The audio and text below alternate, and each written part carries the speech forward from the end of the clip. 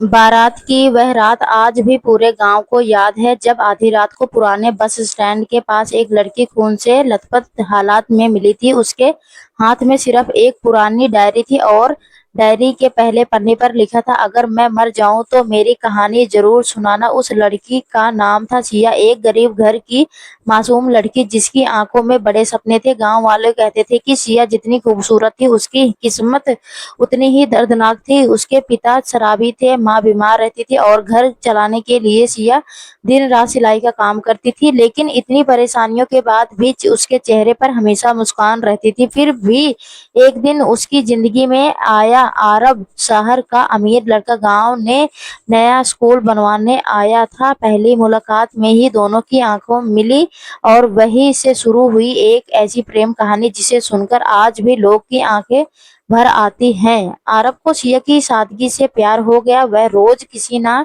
किसी बहाने से उससे मिलने आता, कभी किताब देने का, चाय पीने और कभी सिया सिर्फ उसकी मुस्कान देखने के लिए। धीरे धीरे दोनों एक दूसरे के बिना रह नहीं पाते थे और कभी सिर्फ उसकी मुस्कान देखने। वह गांव वालों को यह रिश्ता पसंद नहीं था। लोग ताने मारने लगे कि एक गरीब लड़की अमीर लड़के को फंसा रही है।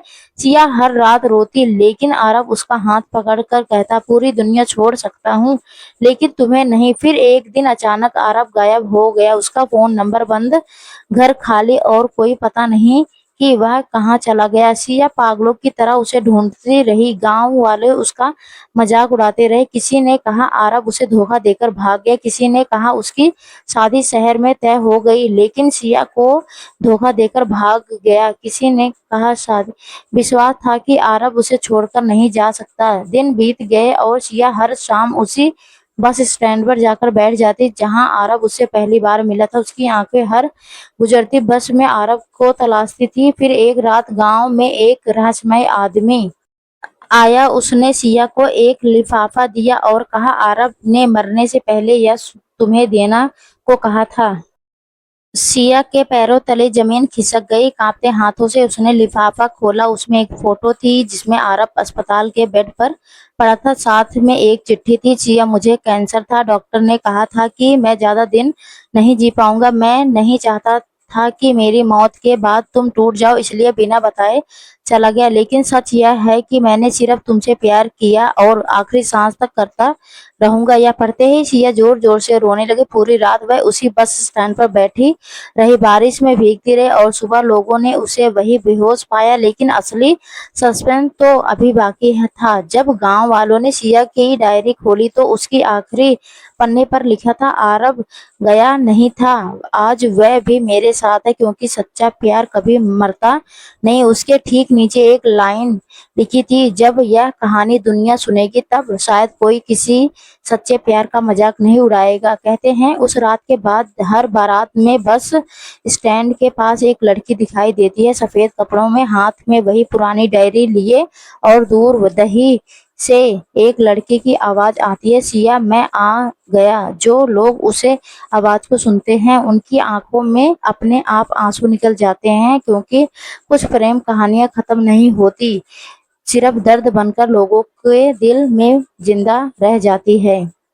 लेकिन कहानी यहीं खत्म नहीं हुई थी। असल रहस्य तो सिया की मौत के 7 दिन बाद शुरू हुआ था। गांव के लोगों ने देखा कि हर रात ठीक 12 बजे पुराने बस स्टैंड के पास किसी लड़की के रोने की आवाज आती है। पहले सबने इसे वहम समझा, लेकिन जब चौकीदार रामदीर ने अपनी आंखों से सफेद कपड़ों में एक लड़की को देखा तो पूरे गांव में डर फैल गया। रामदीन कांपती आवाज में बार बार बस पर एक ही बात कह रहा था, वह सिया थी, उसके हाथ में वही डायरी और वह किसी का इंतजार कर रही थी। धीरे धीरे यह खबर पूरे इलाके में फैल गई। लोग रात होते ही उस रास्ते से गुजरना बंद कर देते, लेकिन गांव में रहने वाला विवेक नाम का एक पत्रकार इन बातों पर विश्वास नहीं करता था। उसे लगा कोई इस डर का फायदा उठा रहा है। वह सच जानने के लिए रात कैमरा लेकर उस बस स्टैंड पर पहुंचा। बारिश हो रही थी, चारों तरफ अंधेरा था और घड़ी में ठीक 12 बजते ही अचानक हवा तेज चलने लगी। विवेक का कैमरा अपने आप बंद हो गया। तभी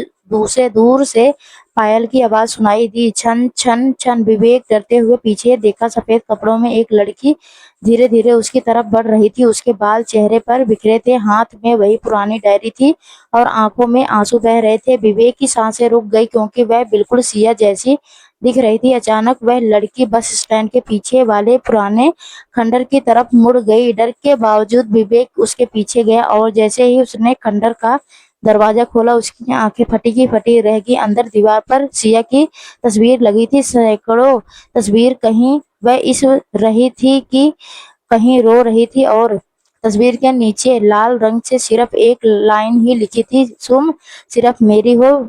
विवेक समझ गया कि यह मामला सिर्फ प्यार का नहीं बल्कि किसी खतरनाक जुनून का था। अभी अचानक पीछे से किसी ने उसका गला पकड़ लिया। वह आदमी जोर जोर से चिल्ला रहा था, सिया मेरी तरफ, किसी और को नहीं। विवेक ने किसी तरह खुद को छुड़ाया और उस आदमी का चेहरा देखा और उसे देखकर उसके पैरों तले जमीन खिसक गई। वहाँ कोई और नहीं बल्कि आरव का सबसे करीबी दोस्त करण था। वही करण जो सबसे सामने आरव और सिया के रिश्ते का समर्थन करता था। करण पागलों की तरह हंसने लगा और बोला, आरव को कैंसर नहीं था, मैंने उसे मरवाया था क्योंकि सिया सिर्फ मेरी हो सकती। यह सुनते ही विवेक के शरीर में सिहरन दौड़ गई। किरण ने बताया कि वह बचपन में सिया से प्यार करता था, लेकिन सिया ने हमेशा उसे दोस्त समझा और जब आरव उसकी जिंदगी में आया तो करण के अंदर का प्यार जुनून बन गया।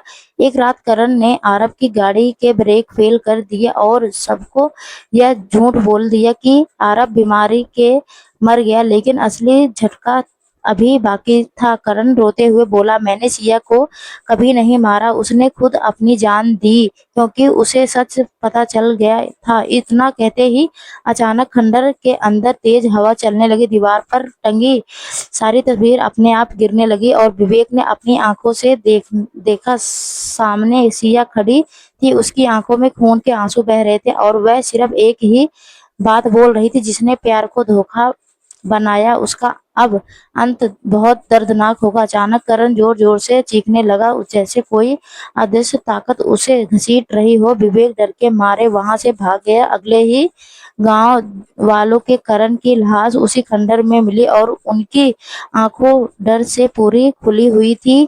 लेकिन सबसे बड़ा सस्पेंस तब हुआ जब पुलिस को सिया की डायरी के आखिरी छिपा हुआ पन्ना मिला। उस पन्ने पर लिखा था, अगर यह डायरी किसी को मिले तो बस इतना याद रखना, सच प्यार इंसान को जिंदा भी रखता है और बर्बाद भी कर देता है। उस दिन के बाद वह खंडर हमेशा के लिए बंद करवा दिया गया, लेकिन आज भी बरसात की रातों में वहां से पायल की आवाज आती है और लोग कहते हैं कि सिया आज भी अपने अधूरे प्यार और अधूरे इंसाफ का इंतजार कर रही है। करण की मौत के बाद पूरा गांव डर के साए में जीने लगा। लोगों को लगने लगा था कि अब सब खत्म हो चुका है, लेकिन किसी का अंदाजा नहीं था कि असली राज अभी भी जमीन के नीचे दफन था। करण की मौत के तीसरे दिन पुलिस ने खंडर को हमेशा के लिए बंद करवाने का फैसला किया। गांव वालों ने चाहते थे कि उस मासूम जगह का नाम तक कोई ना ले, लेकिन पत्रकार विवेक के मन में एक ही सवाल बार बार घूम रहा था, अगर आरव की मौत एक्सीडेंट में हुई थी तो उसकी लाश कभी मिली क्यों नहीं। यही सवाल उसे चैन से सोने नहीं दे रहा था। एक रात विवेक चुपके से फिर उसी खंडर में पहुंचा गया। चारों तरफ सन्नाटा था, टूटी दीवारों में हवा की डरावनी आवाज आ रही थी और अचानक उसकी नजर जमीन पर बने एक अजीब निशान पर पड़ी। ऐसा लग रहा था जैसे किसी भारी चीज को घसीटकर अंदर ले जाया गया हो। विवेक ने कांपते हाथों से वह मिट्टी खोदनी शुरू की। कुछ देर बाद उसका फावड़ा किसी लोहे की चीज से टकराया। उसने जल्दी जल्दी मिट्टी हटाई और जैसे ही वह चीज बाहर निकली उसके होश उड़ गए। वह एक पुराना लोहे का बक्सा था जिस पर खून से लिखा था, इसे मत खोलना। लेकिन इंसान का डर जितना बड़ा होता है, जिज्ञासा उससे भी बड़ी होती है। विवेक ने जैसे ही बक्सा खोला, अंदर एक पुराना मोबाइल, कुछ तस्वीरें और एक वीडियो कैमरा पड़ा था। कैमरे की में एक आखिरी रिकॉर्डिंग थी। कांपते हाथों से विवेक ने वीडियो चलाया। स्क्रीन पर आरव दिखाई दिया, लेकिन उसकी हालत बहुत खराब थी, चेहरे पर चोट के निशान थे और वह तेजी से सांस ले रहा था। आरव कैमरे की तरफ देखकर बोला, अगर कोई यह वीडियो देख रहा हो तो समझ लो मैं अब जिंदा नहीं हूँ। करण ने मुझे धोखा से यहाँ बुलाया था, उसने मेरी गाड़ी का एक्सीडेंट करवाया, लेकिन मैं बच गया। उसने मुझे एक खंडर में बंद कर दिया। विवेक ने हाथ कांपने लगे। वीडियो में आरव रोते हुए बोला, मैं 3 दिन से यहाँ कैद हूँ, ना खाना ना पानी, और शायद अब मैं बच नहीं पाऊंगा, लेकिन सबसे बड़ा डर मौत का नहीं, हैंडर इस बात का है कि सिया को सच कभी पता नहीं चलेगा। इतना कहते कहते अचानक वीडियो में पीछे किसी की परछाई दिखाई दी। वह धीरे धीरे आरव के पीछे खड़ी हो गई। आरव डर से कांपने लगा और बोला, ना ही तुम यहाँ कैसे? अगले ही पल स्क्रीन पर पूरी काली हो गई। विवेक की सांसें तेज हो गई। वह समझ नहीं पा रहा था कि वीडियो में दिखाई देने वाला परछाई कौन थी। तभी अचानक उसके मोबाइल पर एक अनजान नंबर से कॉल आया। फोन उठते ही दूसरी तरफ से एक लड़की की आवाज आ रही थी, आरव अभी भी जिंदा है? विवेक के पैरों तले जमीन खिसक गई। उसने घबराकर पीछे पूछा, कौन बोल रहा है? लेकिन दूसरी तरफ सिर्फ एक लाइन सुनाई दी, अगर सच जाना है तो कल रात 12 बजे पुराने रेलवे पुल पर आ जाना अकेले। और फिर कॉल काट गया। अगली रात विवेक ठीक 12 बजे रेलवे पुल पर पहुंचा। पुल पुल धुंधल से घिरा हुआ था। नीचे नदी का पानी जोर जोर से बह रहा था। तभी अचानक उसे पुल के दूसरे छोर पर सफेद कपड़े में एक लड़की दिखाई दी। वह धीरे धीरे उसकी तरफ बढ़ रही थी। जैसे जैसे वह पास आ रही थी, विवेक का दिल तेजी से धड़कने लगा, क्योंकि वह लड़की बिल्कुल सिया जैसी दिख रही थी। लेकिन इस बार उसकी आंखों में आंसू नहीं थे, उसके चेहरे पर एक डरावनी मुस्कान थी। वह विवेक के बिल्कुल पास आकर रुकी और उसके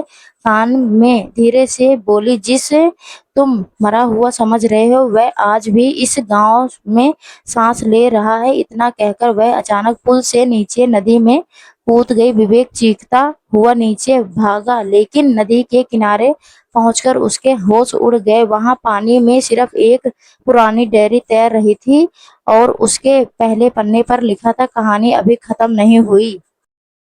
तो दोस्तों, आपको यह कहानी कैसी लगी कमेंट करके जरूर बताइएगा। अगर आपको यह कहानी पसंद आई तो इसे लाइक करें और अपने दोस्तों के साथ शेयर करें। आगे भी ऐसी रोमांटिक कहानियों के लिए हमारे चैनल को सब्सक्राइब करें और बेल आइकन दबाना ना भूलें, ताकि आप हमारी कोई भी कहानी मिस न करें। धन्यवाद दोस्तों, आपका दिन अच्छा हो। जय श्री श्याम, हारे के सहारा।